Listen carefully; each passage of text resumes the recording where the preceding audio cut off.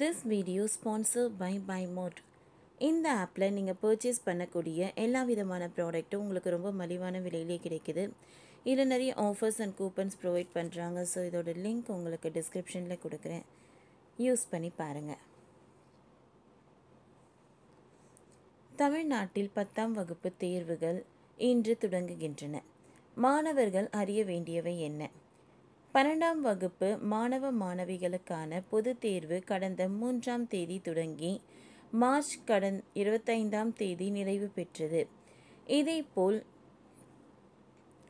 +1 வகுப்புக்கான பொதுத் தேர்வு கடந்த மார்ச் 5ஆம் தேதி தொடங்கி நிலையில் அவர்களுக்கு மார்ச் 27ஆம் தேதியுடன் முடிவடைந்தது. இதனைத் தொடர்ந்து 10ஆம் வகுப்பு மாணவ மாணவிகளுக்கான பொதுத் தேர்வு இன்று தொடங்கி ஏப்ரல் 15ஆம் தேதி வரை நடைபெற்று இருக்கிறது. இந்த தேர்வை மாநிலம் முழுவதும் 9.13 லட்சம் பேர் எழுதுகின்றனர். +2 மாணவ மாணவிகளுக்கான பொதுத் தேர்வு மார்ச் 25ஆம் தேதி நிறைவு பெற்றது. இதேபோல +1 வகுப்புக்கான பொதுத் தேர்வு கடந்த மார்ச் 5ஆம் தேதி தொடங்கிய நிலையில் அவர்களுக்கு நேற்றுடன் முடிந்தது. இதனைத் தொடர்ந்து SSLC வகுப்பு மாணவ மாணவிகளுக்கான பொதுத் தேர்வு இன்று தொடங்கி அடுத்த மாதம் 15ஆம் தேதி வரை நடைபெற உள்ளது.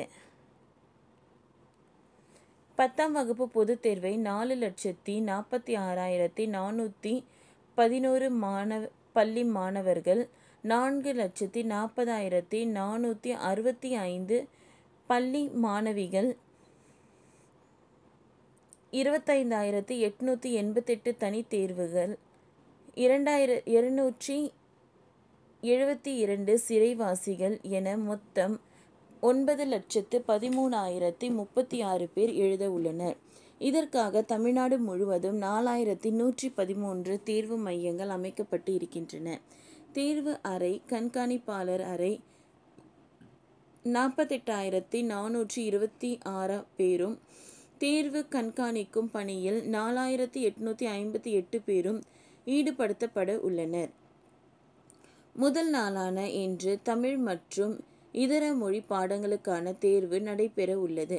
காலை 10 மணிக்கு தொடங்கும் இந்த தேர்வு பிற்பகல் 1:15 மணி வரை நடைபெற இருக்கிறது. தேர்வின் முதல் 10 நிமிடம் வினாத்தாளை வாசிப்பதற்கும், அடுத்த 5 நிமிடம் சுய விவரங்களை விடைத்தாள்களில் பதிவு செய்வதற்கும், 10:15 மணி முதல் 1:15 மணி வரை தேர்வு எழுதுவதற்கும் ஒதுக்கப்பட்டிருக்கிறது. தேர்வு நேரங்களில் ஒழுங்கீன செயல்களில் ஈடுபடும் தேர்வர்களுக்கு தண்டனை வழங்கப்படுவதோடு அதற்கு உடந்தையாகவோ ஊக்குவிக்கப்படுத்தவோ முயற்சி செய்யும் பள்ளி நிர்வாகத்தின் தேர்வு மையத்தினையும் ரத்து செய்தும் அங்கீகாரத்தினை ரத்து செய்தும் நடவடிக்கை எடுக்கப்படும் என்று பள்ளி கல்வித்துறை அமைச்சர் அன்பில் மகேஷ் பொய்யாமொழி தெரிவித்தார். முன்னதாக +1 வகுப்புக்கான பொதுத் தேர்வு நேற்றுடன் நிறைவு பெற்றிருந்தது. இதில் இறுதி நாளான நேற்று வேதியியல், கணக்கு பதிவியல், புவியியல் ஆகிய பாடங்களுக்கான தேர்வு காலை 10 மணி முதல் பிற்பகல் 1:15 மணி வரை நடந்து முடிந்தது. இதில் உயர்கல்விக்கான முக்கிய பிரிவுகளில் சேருவதற்கு முக்கிய பாடமாக பார்க்கப்படக்கூடிய வேதியியல் வினாத்தாள் சற்று கடினமாக இருந்ததாக மாணவ மாணவிகள் கருத்து தெரிவித்தனர். ஓகே ஃப்ரெண்ட்ஸ், இந்த வீடியோ உங்களுக்கு யூஸ்ஃபுல்லாக இருந்ததுன்னா லைக் பண்ணுங்கள், ஷேர் பண்ணுங்கள், சப்ஸ்கிரைப் பண்ணுங்கள். தேங்க்யூ.